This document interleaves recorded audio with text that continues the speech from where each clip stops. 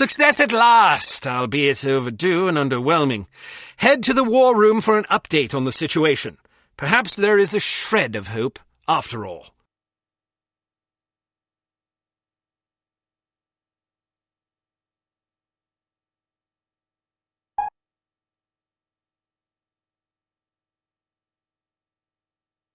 I can't believe this. She's late again. Where is that blasted girl? Give her a break, Smithy. About damn time. There's been a new development. I heard about the Monte Carlo incident. Was it harm? Indeed, they've just issued their demands. What you know is that at precisely 1700 hours Greenwich Mean Time on September 19th, 1967, an explosion destroyed Club Metropole in Monte Carlo, Monaco, killing 47 people and injuring more than 100. What you do not know is that the source of the blast was not a mechanical device, but rather a man, Commissioner Maurice Albert. Because you are at least somewhat familiar with the research of Dr. Otto Schenker, you are therefore capable of comprehending both the plausibility of this claim as well as its implications. As we have demonstrated, our organization, HARM, possesses the recipe for a biological weapon of such insidious potential and singular destructive power that no one on the planet is safe. Unless our demands are met. This is outlandish. By now, I'm sure you have received the itemized list of our requirements. You have exactly 1 week to fulfill these requirements. If our demands are not met, we will be forced to discipline you. Already, we have infected prominent individuals in 36 major metropolitan areas around the world. The first of our unsuspecting victims will detonate at exactly 0600 hours on September 26th. The estimated death toll is 1 million people! They're mad! The remaining victims will detonate at 6-hour intervals thereafter. Once our terms have been met, we will deliver a list of infected persons as well as a quantity of antidote sufficient to curtail this catastrophe. However, because the deadline we have imposed is dictated by the chemical fuse inherent in the reagent itself, the sooner you comply with our wishes, the more time you will have available in which to administer the antidote. I assure you that you do not possess the medical means necessary to diagnose the infection, nor the technical means necessary to diffuse it. Therefore, it would be in your best interest not to squander valuable time on such useless endeavors. Furthermore, any attempts by your secret service organizations to interfere with HARM shall be severely punished. That is all. A puppet? Don't be fooled by the messenger. This situation is extremely grave. They certainly expect us to swallow a lot of maybes. Maybe they're telling the truth about Monte Carlo. Maybe the consequences would be as dire as they predict. Maybe there's an antidote. Maybe they'll fulfill their end of the bargain. I tend to agree with you, Agent Archer. But for the time being, I suggest we take them at their word. The word of a puppet? What are their demands? Mr. Smith? £50 million sterling, the continent of Australia, and an internationally recognized holiday to be known as Praise Be to Harm Day. I don't see the point. Presumably it is to praise harm. Not in the holiday. In their demands. It's obvious we aren't capable of fulfilling them. HARM must want us to forfeit. Nonsense. They may be madmen, but we have to presume they aren't completely irrational. Why even issue demands if their sole purpose were to cause destruction and chaos? Perhaps they expect a partial capitulation. That way they can get what they really want, the £50 million sterling. But they can also justify punishing us when we come up short on their other demands. It's obvious from the way they go on about their secret weapon that they're just itching to use it again. You hardly have the experience necessary to support such speculations. Archer may be onto something. In any case, HARM's motives are irrelevant. Our goal is to stop them, completely. No capitulation, no compromise.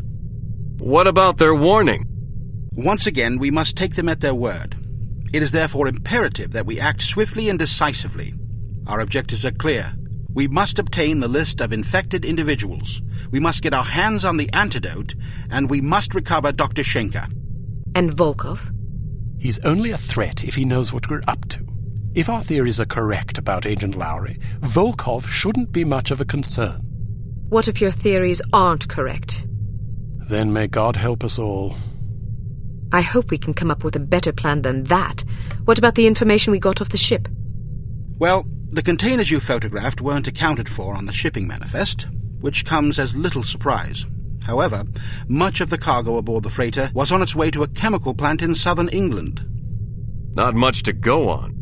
Be that as it may, it's better than sitting on our hands waiting to find out if Archer's correct about Harm's intentions. And the captain's log? Useless. Shite. Tell us about this chemical plant. It's owned by Dumas Industrial Enterprises. Dumas? As in Baron Archibald Dumas? What do you know about him? Only what I've read in the papers. Apparently, he's a reclusive chap who spends much of his time hunting big game in Africa and Southeast Asia. No one knows much about him except that he inherited the company from his father about 10 years ago. We're counting on you to discover whether or not he's connected to Harm. And if he is? First things first. For now, try to get an audience with the man.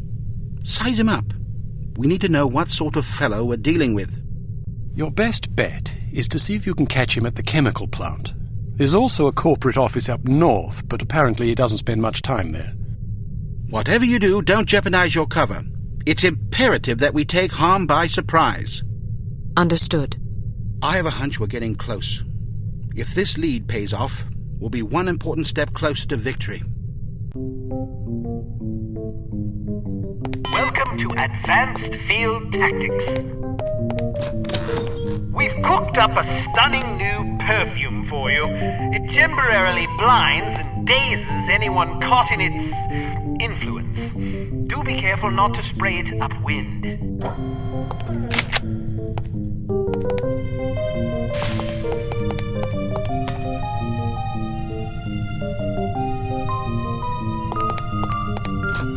This little fellow is one of our most refined inventions, the P421 Canine Persuader. Just start it up with this convenient pull cord and set it on the ground.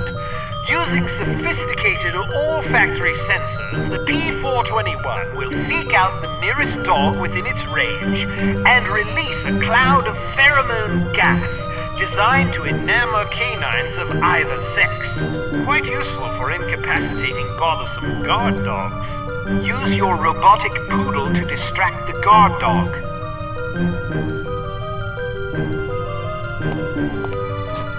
Excellent.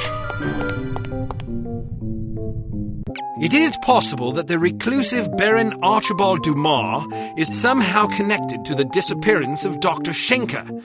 It will be up to you and Agent Goodman to establish the link, if it even exists. The first step is to meet the Baron in person and size him up.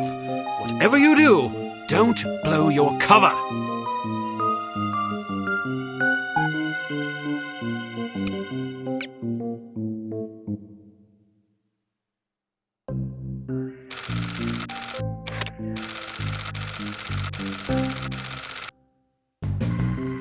Good morning. How may I help you? We've an appointment with Baron Dumas. I'm sorry, but are you sure it was today? The Baron usually reserves Mondays for golf. Tuesdays and Thursdays are for skeet shooting, Wednesdays for fishing, and Friday afternoons for backgammon. Sounds like a busy schedule. How does he find time for appointments? His lordship reserves Friday mornings between 11 and 11:15 a.m. for business matters. Well, I'm positive today was the day. Could you take another look at the appointment book? I suppose, but I can't see that it will do any good. The Baron's routine is quite established.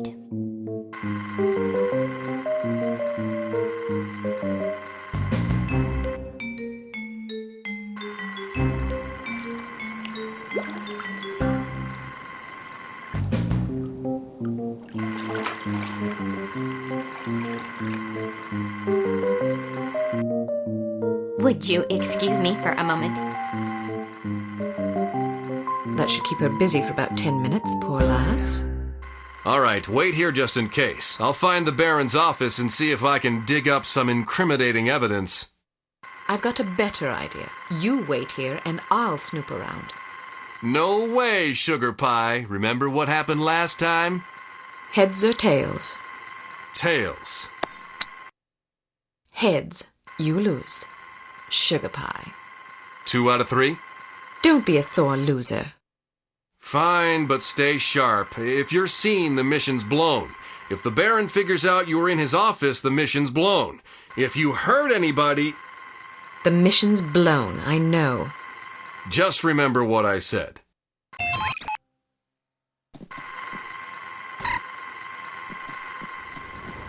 I'm not sure I agree with Did you see what she did with her hair?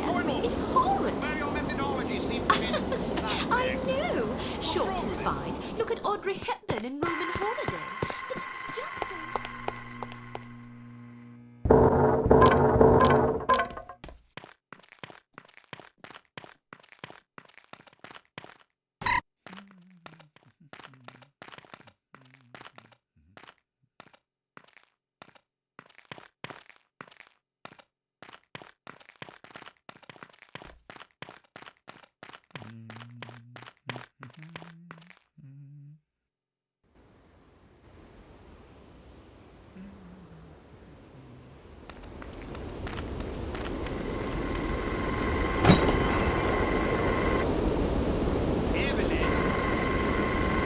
Yes, Mr. Hilltop. Would you be a dear and dig up the latest accident report? Certainly, Mr.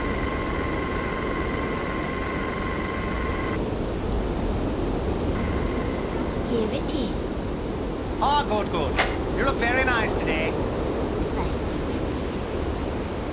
I'll be in my office if anybody calls for me.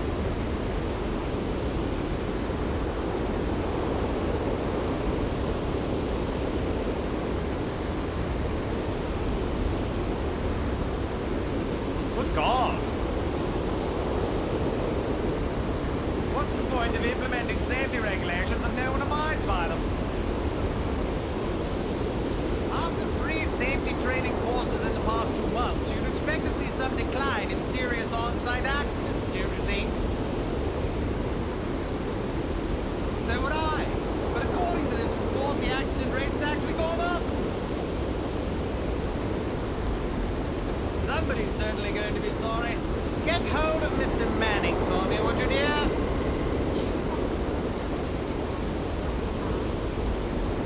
Thank you, Evelyn.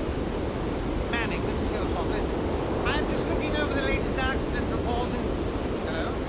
Manning? Good call, he hung up on me. Don't bother. I think I'd better have this conversation in person. I'll be back in a jiffy. Thank you, Evelyn.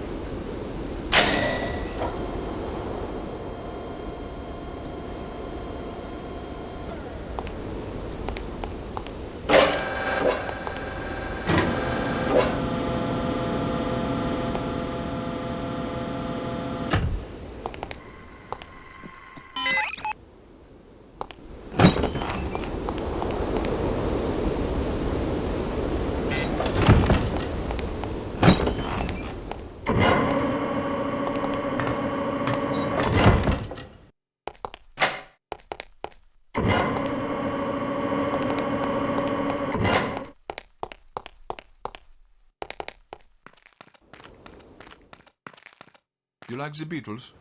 Sure. I wish they'd go on tour again. Don't hold your breath. Well, as long as they keep making records, I'm happy. I just hope they don't break up.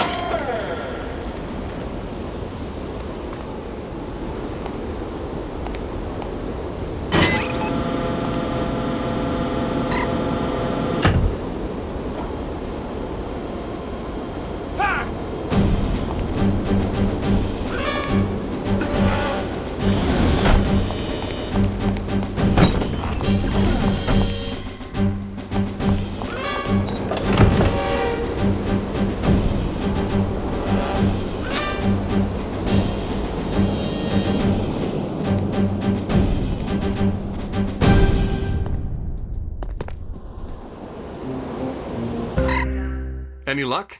Plenty. Do you trust me now? Nope. Now then, let's see if, we can't sort this confusion out, shall we? That's all right. Perhaps we can reschedule at a more convenient time. Certainly. How about Friday at 11 a.m.? Perfect. See you then.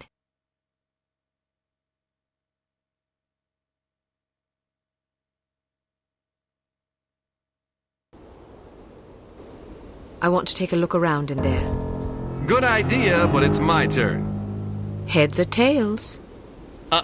You got to go last time. Heads or tails? I'm going, you're staying. No arguments, no coin toss. Don't be such a Jessie. Heads or tails? Heads. Tails. You lose. Again. I'm in charge here. I give the orders, you take the orders. Well, now that we've decided who's going in, what are your orders, sir? All right, I'll help you get inside, but you'd better be careful. If anyone sees you, liquidate him before we can set off an alarm, and stay clear of security cameras. Don't worry. Photograph anything that looks suspicious and collect as much intelligence as you can. Files, correspondence, dossiers, anything. Aye, aye, sir. Excellent orders, sir. I look forward to following them. Give me a few seconds head start.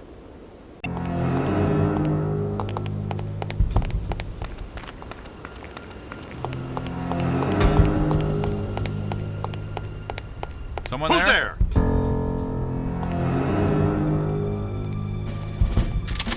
I must be seeing things.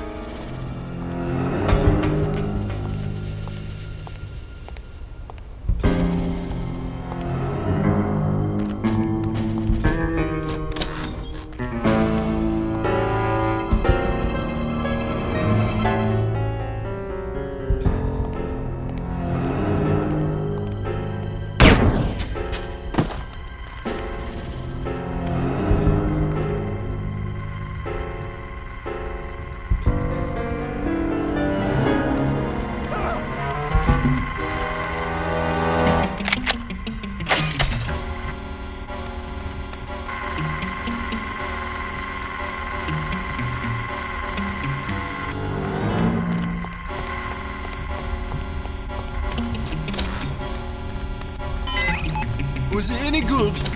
Something about this Venusian...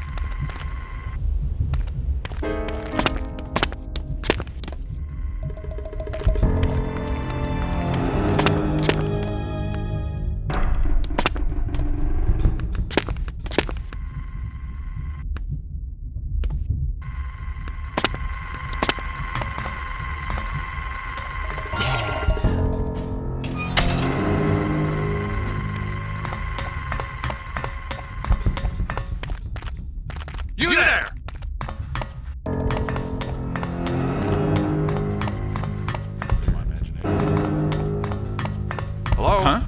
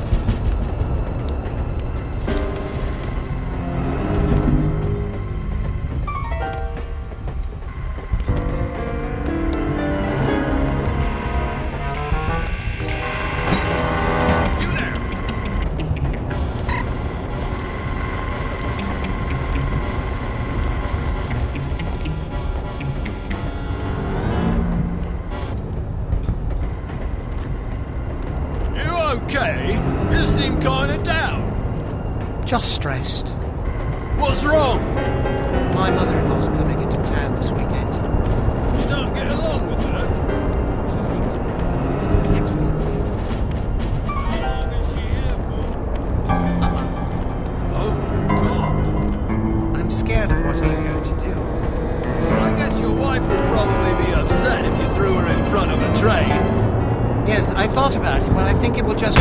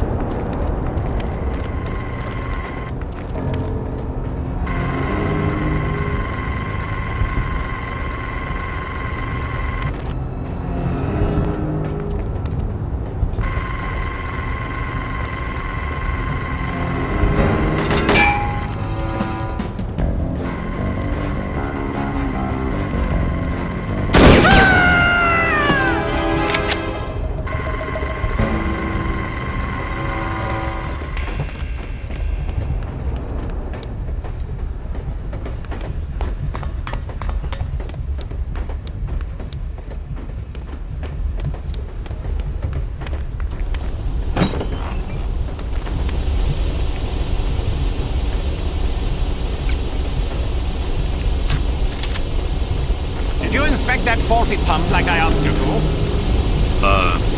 Yeah.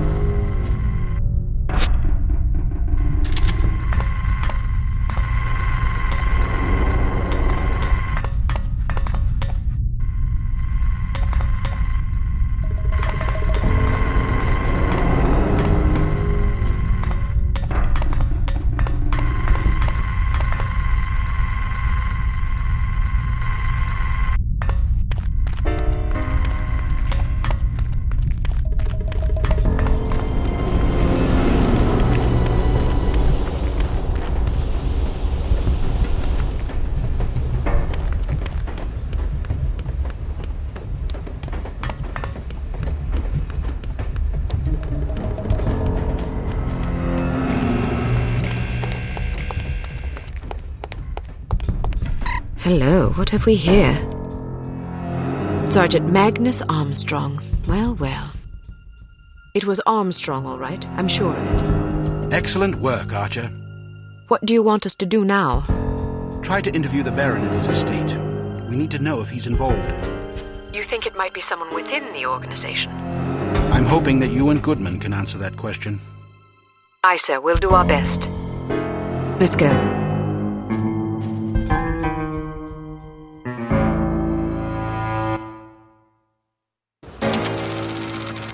Tails. Heads. Damn it! Ah, don't pout. Your eyes get all small and piggy when you're sulking. How are you planning on getting in there anyway? I'll charm my way in. Well, I hope you brought some secret charm powder or something, otherwise you're in big trouble. I've got better weapons in mind. Like what? You've been staring at them all afternoon. Huh?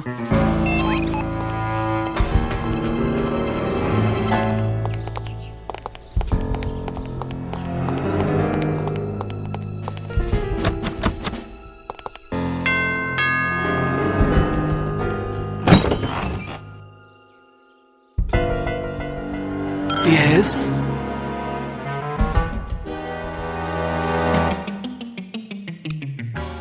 Good afternoon. My name is Mia Haig. I'm from Men of Influence magazine. Men of Influence? What on earth are you doing here? This is the residence of Baron Archibald Dumas, is it not? Yes? Baron Dumas certainly seems to qualify as a man of influence, wouldn't you say? I suppose it would depend on how you choose to define influence. He is the president of Dumas Industrial Enterprises. Ah, He's wealthy. true. He's well respected. He's dashing. He's debonair. Listen, this is all very educational, but what exactly do you want? I was hoping to profile Baron Dumas for a Perfect Life series. Each month we cover a different person whose lifestyle and disposition exemplify perfect living. And you wish to include his lordship in this series? Yes, the idea is to penetrate the myth and get to know the man, his pastimes, his ambitions, his accomplishments, the things that make him tick. I see. He's a model aristocrat, Ah, someone our readers can look up to. of course. Will you excuse me for a moment, Miss Haig? I don't think I could forgive myself if I were to let this sublime opportunity pass by. I will discuss your request with his lordship and return presently with his answer. Thank you. Please, wait here. I shan't be a moment.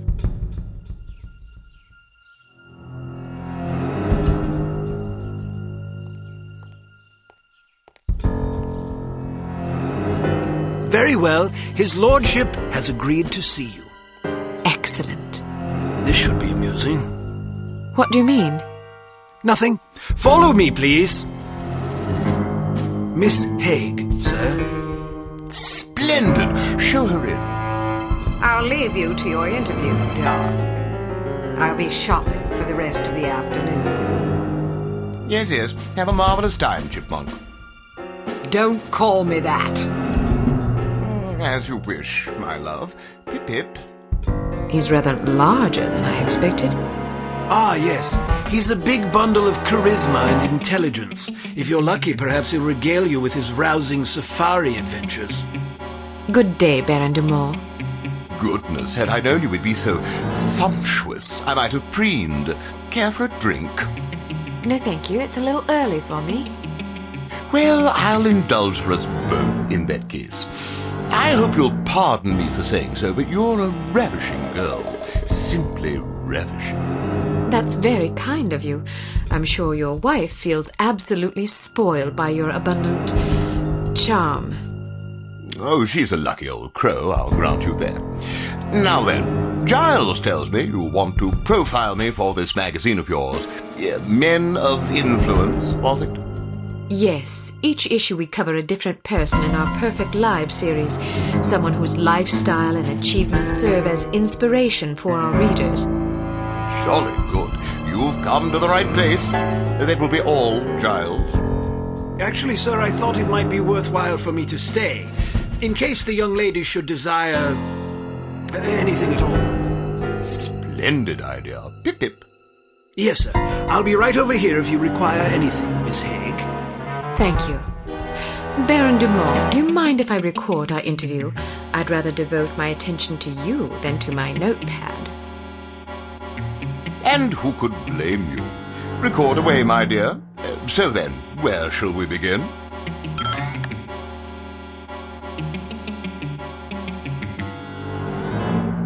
Clearly, it takes a savvy, intelligent individual to succeed in business where you have. What's your secret? Well, I suppose it takes a solid appreciation of the fundamentals of business success. Once you have that, the rest is easy.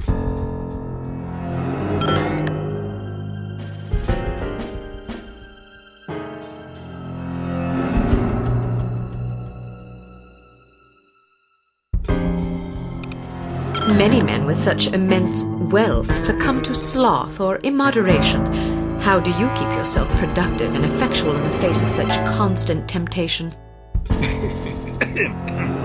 Excuse me. An ingenious question. Well, you see, a man has certain choices he can make. Some choices are wise ones, and some are not. So I suppose you could say that making wise choices is an important step in one's tireless quest for wisdom.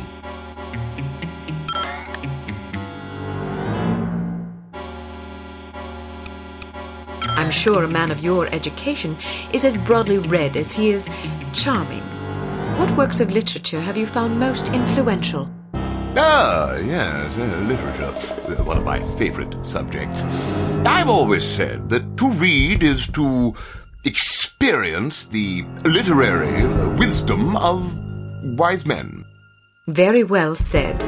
And who are some of your favorite authors? Hemingway, Melville, Dostoevsky? Precisely. Good guess. Shall we proceed to the next question?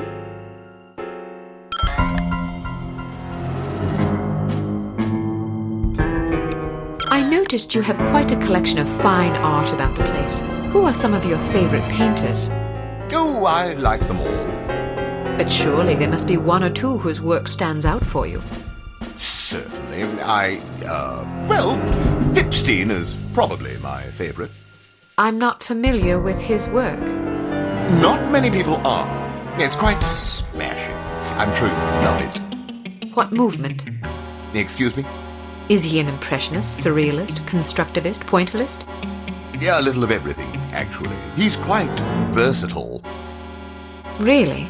Do you have any of his work about? Normally, yes, but it's out being cleaned. Cleaned? Yes, those old paintings get so dusty. Ah.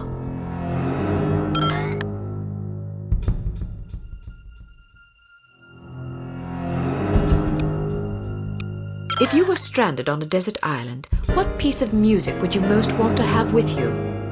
Music? Well, anything by Picasso, of course. Pablo Picasso? Yes, that's the chap. The painter? Yes. He was also quite a musician. I wasn't aware. Next.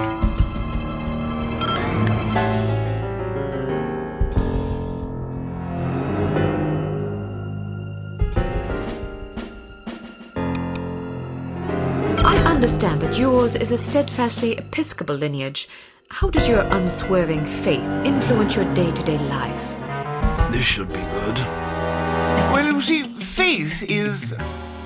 how shall I put it? Faith is... simply put, faith... I'm sure plenty of other great men have had keen things to say about faith. Why don't you be a dear and just quote one of them? Smashing idea.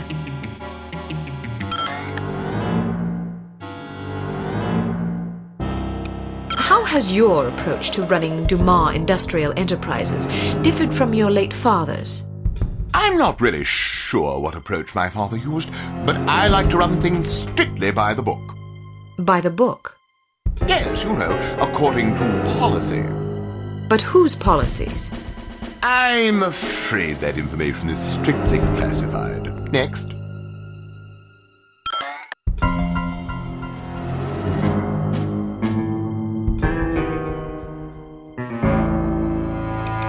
What historical figure do you most admire?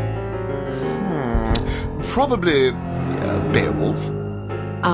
I was thinking of historical rather than fictional individuals. Well, I was referring to the historical Beowulf, not the fictional one. You mean the one who slew Grendel and his mother? That's right. He's a fictional character. Yes, I know that, but there was also an historical one. The Beowulf who fought the dragon. Precisely. But there aren't any dragons. Well, not anymore, thanks to Beowulf. There weren't any to begin with, unless you count the dinosaurs, that is. But there weren't any of those wandering around during the time when Beowulf would have lived if he were a real person instead of a fictional character. Are you quite sure? Yes. I see. Well, that's all the questions I prepared. I must confess, I'm positive this will be our most popular Perfect Lives installment yet. Oh, you think so? Absolutely. Rarely does nature combine so many excellent qualities in one man. Our readers will be fascinated, and maybe even a bit envious. One can hardly blame them. What I don't understand is where such a busy man finds the time to be a successful business tycoon, loving husband, daring hunter, astute philosopher, cultivated humorist, etc. Aren't you overwhelmed? Well, one learns to delegate. For example, although you wouldn't guess it, I'm only peripherally involved with Dumas Enterprises these days. Strictly in an advisory capacity, you see, to keep the company on track. How ingenious. Oh, well, I have my moments. But isn't it an awful risk to hand over operations to someone less accomplished in the subtleties of enterprise than yourself? Actually, it's safer that way. Really? Yes, you see, in my experience, the less one knows about running a business, the less he can screw up. I make all the important decisions. The rest is just, paperwork. Still, you wouldn't want your competitors getting their hands on that paperwork. Oh, quite true. But we have a very large safe in which to store it. Safes can be cracked. It's not a concern. Why not? I'm afraid I'm not at liberty to discuss such matters, even with a young lady as charming as yourself. Thank you for your time, Baron de Maulle. It's been an eye-opening experience. I'm happy to oblige. Never turn your back on a worthy cause, I always say. A worthy meal is more like it.